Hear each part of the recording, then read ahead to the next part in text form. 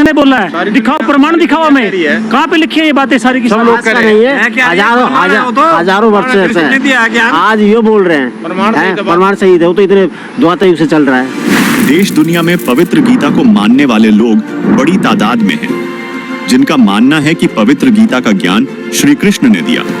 दर्शकों, जब संत रामपाल जी महाराज जी के ज्ञान पर नजर जाती है तो वास्तविकता कुछ और नजर आती है। देखिए संक्षिप्त महाभारत द्वितीय खंड के पृष्ठ 800 से 801 को, जिसमें राजा परीक्षित के पुत्र जनमेजय ने वैशंपायन जी से पूछा, ब्राह्मण, शत्रुओं का नाश हो जाने के बाद जब महात्मा श्री कृष्ण और अर्जुन सभा में बैठकर वार्तालाप कर रहे थे, उस समय उनमें क्या क्या बातचीत हुई? वैशंपायन जी ने कहा, राजन, श्री कृष्ण के सहित अर्जुन ने जब अपने राज्य पर पूरा अधिकार प्राप्त कर लिया तो वे दिव्य सभा भवन में आनंद के साथ रहने लगे। एक दिन स्वजनों से घिरे हुए वे दोनों मित्र स्वेच्छा से घूमते घूमते सभा मंडप के ऐसे भाग में पहुंचे जो स्वर्ग के समान सुंदर था। पांडुनंदन अर्जुन श्री कृष्ण के साथ रहकर बहुत प्रसन्न थे।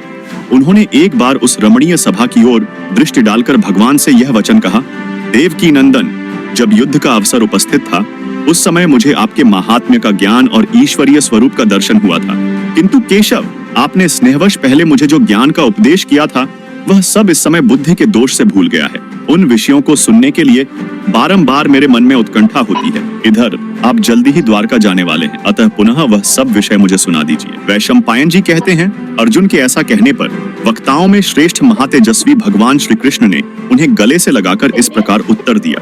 श्री कृष्ण बोले, अर्जुन, उस समय मैंने तुम्हें अत्यंत गोपनीय विषय का श्रवण कराया था, अपने स्वरूप भूत धर्म सनातन पुरुषोत्तम तत्व का परिचय दिया था और नित्य लोकों का भी वर्णन किया था, किंतु तुमने जो अपनी नासमझी के कारण उस उपदेश को याद नहीं रखा, यह जानकर मुझे बड़ा खेद हुआ है। उन बातों का अब पूरा पूरा स्मरण होना संभव नहीं जान पड़ता। पांडुनंदन, निश्चय ही तुम बड़े श्रद्धाहीन हो, तुम्हारी बुद्धि अच्छी नहीं जान पड़ती। अब मेरे लिए उस उपदेश को ज्यों का त्यों दोहरा देना कठिन है, क्योंकि उस समय योगयुक्त होकर मैंने परमात्म तत्व का वर्णन किया था। दर्शकों, इससे तो स्पष्ट हो जाता है कि श्रीमद् भगवद गीता का ज्ञान श्री कृष्ण जी को तो याद भी नहीं है। गीता के तो वक्ता भी थे श्री कृष्ण जी, तो अर्जुन को तो धमका रहे हैं कि तूने याद क्यों नहीं रखा, तू बुद्धिहीन है। दर्शकों, अब यहाँ एक बहुत संशय बन जाता है कि वक्ता को याद नहीं और श्रोता से उम्मीद की जाए कि उसको कितना याद रह सकता है, तो यह बहुत गहरा राज है। आइए आगे देखते हैं इसी महाभारत के इस लेख में जो श्री कृष्ण जी के स्तर का आध्यात्मिक ज्ञान है। महाभारत ग्रंथ में ही श्री कृष्ण जी ने अर्जुन को अपने होश हवास में सुनाया है। पढ़िए महाभारत का यह लेख, जिसमें श्री कृष्ण ने अर्जुन को बताया कि एक दिन की बात है, एक दुर्धर्ष ब्राह्मण ब्रह्मलोक से उतरकर मेरे यहाँ आए। मैंने उनकी विधिवत पूजा की और मोक्ष धर्म के विषय में प्रश्न किया। मेरे प्रश्न का उन्होंने बड़े अच्छे ढंग से उत्तर दिया। वही मैं तुम्हें बतला रहा हूँ, कोई अन्यथा विचार न करके इसे ध्यान देकर सुनो। ब्राह्मण ने कहा, मधुसूदन, तुमने सब प्राणियों पर कृपा करके उनके मोह का नाश करने के लिए जो यह मोक्ष धर्म से संबंध रखने वाला प्रश्न किया है, उसका मैं यथावत उत्तर दे रहा हूँ। सावधान होकर मेरी बात को श्रवण करो। प्राचीन समय में काश्यप नाम के एक धर्मात्मा और तपस्वी ब्राह्मण किसी सिद्ध ब्रह्मर्षि के पास गए, जो धर्म के विषय में शास्त्र के संपूर्ण रहस्यों को जानने वाले, भूत और भविष्य के ज्ञान विज्ञान में प्रवीण, लोक तत्व के ज्ञान में कुशल, सुख दुख के रहस्य को समझने वाले, जन्म मृत्यु के तत्वज्ञ, पाप पुण्य के ज्ञाता और ऊंच नीच प्राणियों को कर्मानुसार प्राप्त होने वाली गति के प्रत्यक्ष दृष्टा थे। वे मुक्त की भांति विचरने वाले, सिद्ध, शांत चित्त, जितेंद्रिय, ब्रह्म तेज से देदीप्यमान, सर्वत्र जा सकने वाले और अंतर्धान होने की विद्या को जानने वाले थे। अदृश्य रहने वाले चक्रधारी सिद्धों के साथ विचरते, बातचीत करते और उन्हीं के साथ एकांत में बैठते थे। जैसे वायु कहीं आसक्त न होकर सर्वत्र प्रवाहित होती है, उसी प्रकार वे स्वच्छंदता पूर्वक अनासक्त भाव से सर्वत्र विचरा करते थे। महर्षि काश्यप उनकी उपर्युक्त महिमा सुनकर ही उनके पास गए थे। निकट जाकर उन मेधावी, तपस्वी, धर्माभिलाषी और एकाग्रचित्त महर्षि ने न्यायानुसार उन सिद्ध महात्मा के चरणों में प्रणाम किया। वे ब्राह्मणों में श्रेष्ठ और बड़े अद्भुत संत थे। उनमें सब प्रकार की योग्यता थी। वे शास्त्र के ज्ञाता और सच्चरित्र थे। उनका दर्शन करके काश्यप को बड़ा विस्मय हुआ। वे उन्हें गुरु मानकर उनकी सेवा में लग गए और अपनी विशेष शुश्रूषा, गुरु भक्ति तथा श्रद्धा भाव के द्वारा उन्होंने उन सिद्ध महात्मा को संतुष्ट कर लिया। जनार्दन, अपने शिष्य काश्यप के ऊपर प्रसन्न होकर उन सिद्ध महर्षि ने परासिद्धि के संबंध में विचार करके जो उपदेश किया उसे बताता हूँ, सुनो। सिद्ध ने कहा, तात काश्यप, मनुष्य नाना प्रकार के शुभ कर्मों का अनुष्ठान करके केवल पुण्य के संयोग से इस लोक में उत्तम फल और देवलोक में स्थान प्राप्त करते हैं। जीव को कहीं भी अत्यंत सुख नहीं मिलता, किसी भी लोक में वह सदा नहीं रहने पाता। तपस्या आदि के द्वारा कितने ही कष्ट सहकर बड़े से बड़े स्थान को क्यों न प्राप्त किया जाए, वहां से भी बार बार नीचे आना ही पड़ता है। मैंने काम क्रोध से युक्त और तृष्णा से मोहित होकर अनेकों बार पाप किए हैं और उनके फलस्वरूप घोर कष्ट देने वाली अशुभ गतियों को भोगा है। बार बार जन्म और बार बार मृत्यु का क्लेश उठाया है। तरह तरह के पदार्थ भोजन किए और अनेकों स्तनों का दूध पिया है। बहुत से पिता और भांति भांति की माताएं देखी हैं। विचित्र विचित्र सुख दुखों का अनुभव किया है। कितनी ही बार मुझसे प्रियजनों का वियोग और अप्रिय मनुष्यों का संयोग हुआ है। जिस धन को मैंने बहुत कष्ट सहकर कमाया था वह मेरे देखते देखते नष्ट हो गया है। राजा और स्वजनों की ओर से मुझे कई बार बड़े बड़े कष्ट और अपमान उठाने पड़े हैं। अत्यंत दुस्सह शारीरिक और मानसिक वेदनाएं सहनी पड़ी हैं। मैंने अनेकों बार घोर अपमान, प्राणांत दंड और कड़ी कैद की सजाएं भोगी हैं। नरक में पड़कर यमलोक की यातनाएं सही हैं। इस लोक में जन्म लेकर बारंबार बुढ़ापा, रोग और राग द्वेष आदि द्वंद्वों के दुखों का अनुभव किया है। इस प्रकार बारंबार क्लेश उठाने से एक दिन मेरे मन में बड़ा संताप हुआ और मैंने दुखों से घबराकर परमात्मा की शरण ली तथा समस्त लोक व्यवहार का परित्याग कर दिया। इस तरह अनुभव के पश्चात मैंने इस मार्ग का आश्रय लिया है और अब परमात्मा की कृपा से मुझे यह उत्तम सिद्धि प्राप्त हुई है। अब मैं पुनः इस संसार में नहीं आऊंगा। जब तक यह सृष्टि कायम रहेगी और जब तक मेरी मुक्ति नहीं हो जाएगी तब तक मैं अपनी और दूसरे प्राणियों की शुभ गति का अवलोकन करूंगा। द्विज श्रेष्ठ, इस प्रकार मुझे यह उत्तम सिद्धि मिली है। इसके बाद मैं उत्तम से उत्तम सतलोक में जाऊंगा और क्रमशः अव्यक्त ब्रह्मपद मोक्ष को प्राप्त कर लूंगा। इसमें तुम्हें तनिक भी संदेह नहीं करना चाहिए। अब मुझे मृत्यु लोक में नहीं आना पड़ेगा। महामते, मैं तुम्हारे ऊपर बहुत प्रसन्न हूं। बोलो, तुम्हारा कौन सा प्रिय कार्य करूं? तुम जिस इच्छा से मेरे पास आए हो उसके पूर्ण होने का यह समय आ गया है। तुम्हारे आने का उद्देश्य क्या है इसे मैं जानता हूं और शीघ्र ही यहां से जाने वाला हूं। इसीलिए स्वयं तुम्हें प्रश्न करने के लिए प्रेरित कर रहा हूं। विद्वन, तुम्हारे उत्तम आचरण से मुझे बड़ा संतोष है। तुम अपने कल्याण की बात पूछो, मैं तुम्हारे अभीष्ट प्रश्न का उत्तर दूंगा। काश्यप, मैं तुम्हारी बुद्धि की सराहना करता और उसे बहुत आदर देता हूं। तुमने मुझे पहचान लिया है, इसी से कह रहा हूं कि तुम बड़े बुद्धिमान हो। दर्शकों, महाभारत के इस प्रकरण से स्पष्ट हो रहा है कि श्री कृष्ण जी तो स्वयं जिज्ञासु हैं। यदि इनको ज्ञान होता तो दुर्धर्ष ब्राह्मण से क्यों पूछते? दर्शकों, अब सवाल खड़ा हो जाता है कि गीता में जो ज्ञान बोला गया है और जो अब आपने श्री कृष्ण जी द्वारा अर्जुन को बताया, एक सिद्ध पुरुष की घटना, इनके अपने स्तर का ज्ञान है। ये ज्ञान गीता वाले ज्ञान से बिल्कुल मेल नहीं खाता है। अब सवाल खड़ा होता है कि फिर ये गीता का ज्ञान बोला किसने? दर्शकों, वैसे तो पूरी डिबेट के अंदर कतई दाना दाना गिना जाएगा। फिर भी यदि गीता अध्याय 11 के श्लोक 21 तथा 28 से 32 तक को देखते हैं तो बात कुछ और ही नजर आती है। आइए इनको पढ़ते हैं। इनको पढ़ने से तो लगता है कि यह किसी आदमखोर शैतान का बोला ज्ञान है, श्री कृष्ण जी का नहीं। श्री कृष्ण आदमखोर नहीं थे। वे तो डटकर गायों का दूध पिया करते थे और छक्कर मक्खन खाते थे। आइए पढ़ते हैं गीता अध्याय 11 के श्लोक 21 तथा 28 से 32 को। गीता अध्याय 11 का श्लोक 21।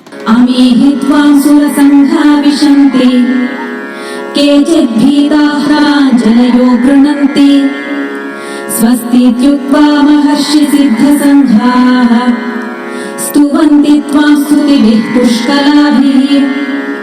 अनुवाद। वे ही देवताओं के समूह आप में प्रवेश करते हैं और कुछ भयभीत होकर हाथ जोड़े उच्चारण करते हैं तथा महर्षि और सिद्धों के समुदाय कल्याण हो ऐसा कहकर उत्तम उत्तम स्तोत्रों द्वारा आपकी स्तुति करते हैं। फिर भी आप उन्हें खा रहे हो। गीता अध्याय 11 का श्लोक 28। यथा नदीनां बहवो वेगाः समुद्रमेवाभिमुखा द्रवन्ति तथा तवामी नरलोकवीराः विशन्ति वक्त्राण्यभिविज्वलन्ति। अनुवाद। जैसे नदियों के बहुत से जल के प्रवाह स्वाभाविक ही समुद्र के ही सम्मुख दौड़ते हैं अर्थात समुद्र में प्रवेश करते हैं, वैसे ही वे नरलोक अर्थात इस पृथ्वी लोक के वीर भी आपके प्रज्वलित मुखों में प्रवेश कर रहे हैं। गीता अध्याय 11 का श्लोक 29। यथा प्रदीप्तं ज्वलनं पतंगाः विशन्ति नाशाय समृद्धवेगाः तथैव नाशाय विशन्ति लोकाः तवापि वक्त्राणि समृद्धवेगाः।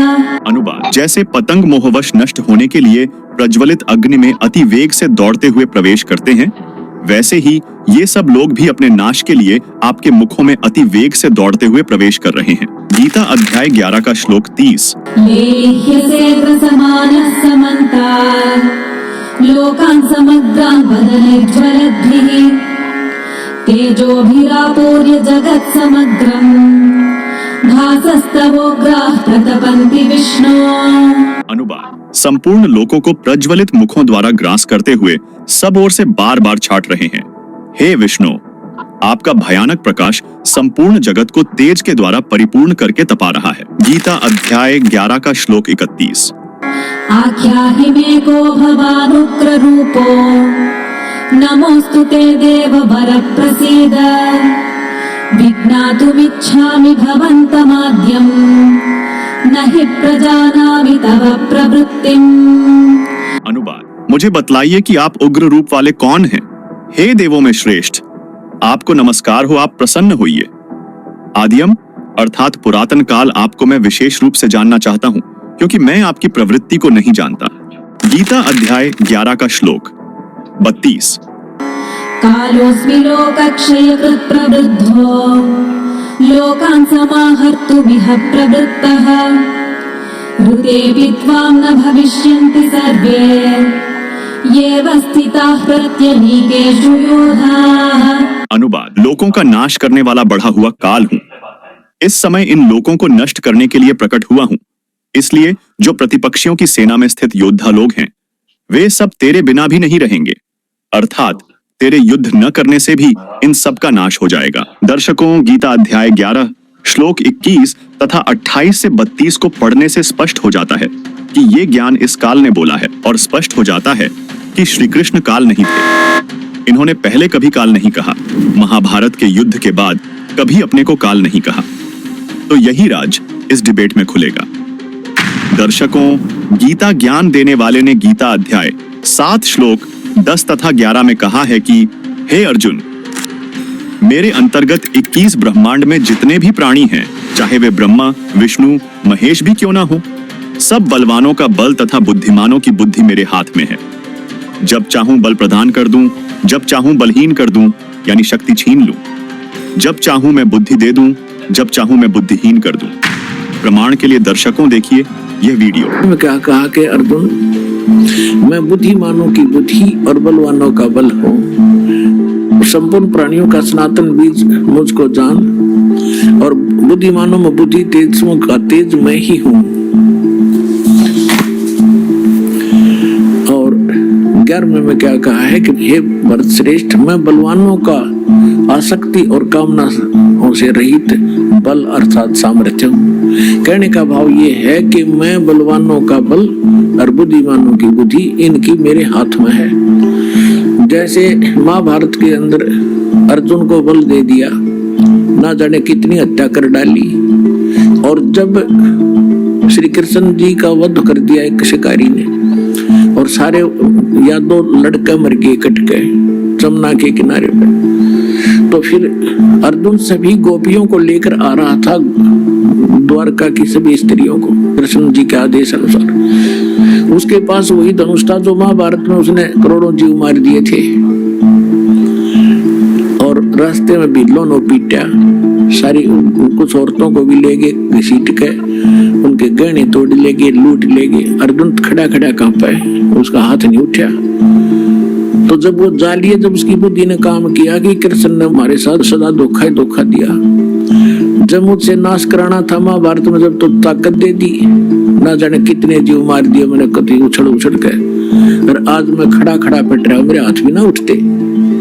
तो यहाँ परमात्मा कहता है तुमने नंबर गलत मिला रखा है, तुम श्री कृष्ण को दोष दे रहे हो। श्री कृष्ण दोषी नहीं था, ये काल है सारा इस बीमारी की जड़ ये काल है, ये करवा रहे, ये खुद कहता है बुद्धिमानों की बुद्धि और बलवानों का बल मैं हूं। श्री रामचंद्र जी की सीता उठी विष्णु जी की, अब उसने खुद नहीं मालूम सीता ने कौन उठा ले गया, बुद्धि ऑफ कर दी।